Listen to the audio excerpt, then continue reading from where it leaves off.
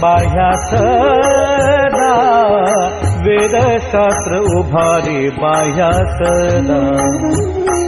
ज्ञानदेव म्हणे